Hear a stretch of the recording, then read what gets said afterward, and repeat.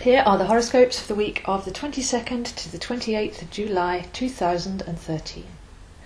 There's different energy going on each day this week. This is really a very powerful, all-change, vibrant roller coaster of a week. So to break it down, we begin the week on Monday the 22nd with the Sun moving into Leo. The Sun has been going through the sign of Cancer, and we've had a grand trine in the water signs recently, so everything's been very watery, and we've learnt to really appreciate our emotions and set our emotional compass on a soul level so that we're actually working towards things that we really want on a higher level.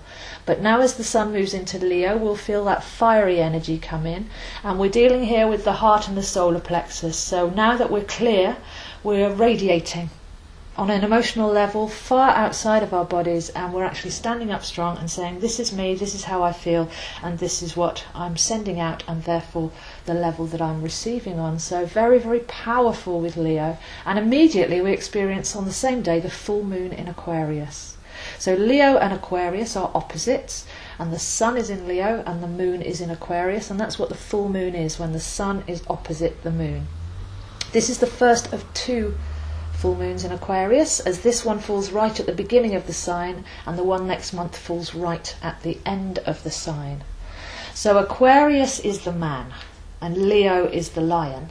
So together Aquarius is the man, sovereign, with the heart of a lion. So again we're saying stand up straight, be yourself and radiate. Now last week Uranus, which is the ruling planet of Aquarius, turned retrograde.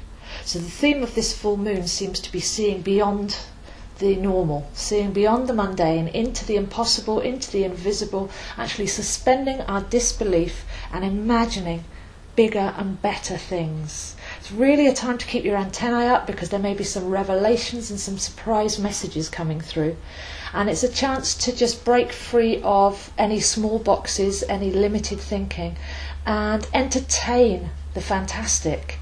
Be a rebel, be eccentric, be surprising, challenge your own core structure with fun, because that's what Aquarius is all about. The planet Uranus spins off its axis. It has rings like Saturn, but they go north to south rather than east to west. It has a bit of an eccentric reputation as a result of that, and also quite laid back. So we're dealing with Uranus retrograde on the Aquarius full moon, and this is a chance to just lie back, look at things differently, maybe do a handstand, look at the world from upside down, experience the different realms, have some fun and play with possibilities, because this is how we can break ourselves out of rigid patterns. On the same day we have Mars meeting Jupiter in Cancer. And this continues for a couple of days, this energy. Mars is fire, it's igniting. And Jupiter is expansion. So again, this is a chance to ignite our imagination and expand our perception. It's like a depth charge clearing a big way forward. So it's all about your passion and your vision, and where those two come together. Can you see a bigger world? Can you be a bigger person? Can you actually let yourself open right up and be sovereign in the middle of your dimension and say, here I am, this is me. This is who I am and what I'm radiating. So really powerful energy there on Monday and Tuesday with Mars and Jupiter meeting in Cancer. Slightly quieter, Venus has slipped into Virgo while we've not been looking. And this is a very timely aspect. Venus in Virgo is doing some emotional housekeeping. There's a practical side to it, but we're really going to be very sure and very clean and very tidy on what we value.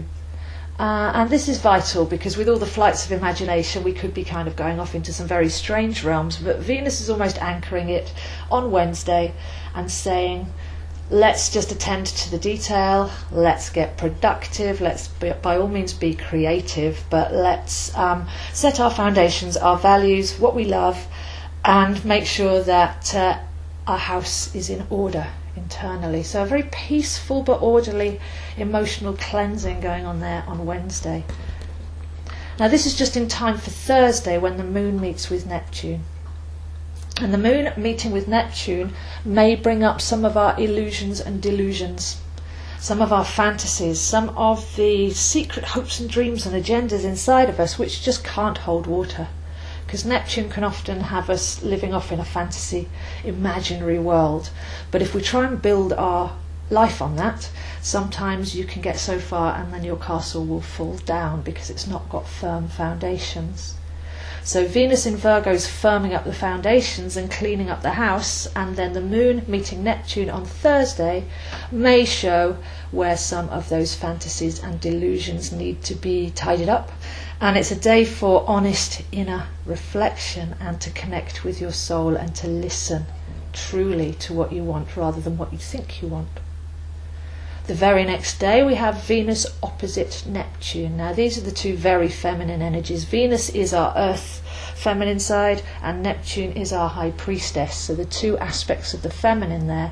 And what came up for reflection while the moon was meeting Neptune on Thursday is now able to receive an attunement, coherence, and to show us where we can adjust to be a clear channel and have sustaining, nourishing and nurturing emotions that we can build on going forwards as the fantasies melt away. And then finally at the weekend we have completely the opposite energy. We have Mars and Pluto. And Mars is the earth masculine and Pluto is the high priest. So we've seen the girls in effect on Friday and then the boys come into play on Saturday and Sunday. Now Mars opposite Pluto will really show us if our passion and will are creating constructive realities for us or leading us towards destruction. So it's a very fiery, warfaring, that which doesn't sustain must be blasted away, powerful energy. So with all the work that we've already done this week, again this is very good timing, because if we have cleared and aligned and created a clear channel and lots of space to expand into, then this may be just the final blast of any stubborn, willful, false ideas that we have on what we're creating or how we're creating to be blasted away, so that we've actually got absolute clear foundations to build on now. So as we head towards the following Monday on the 29th, we have a really, really powerful chart with a macabre insignia inside of it. That's a grand trine in water and a grand trine in earth. But I'll be speaking more about that in my other videos. So that's it for now, and I'll see you next week.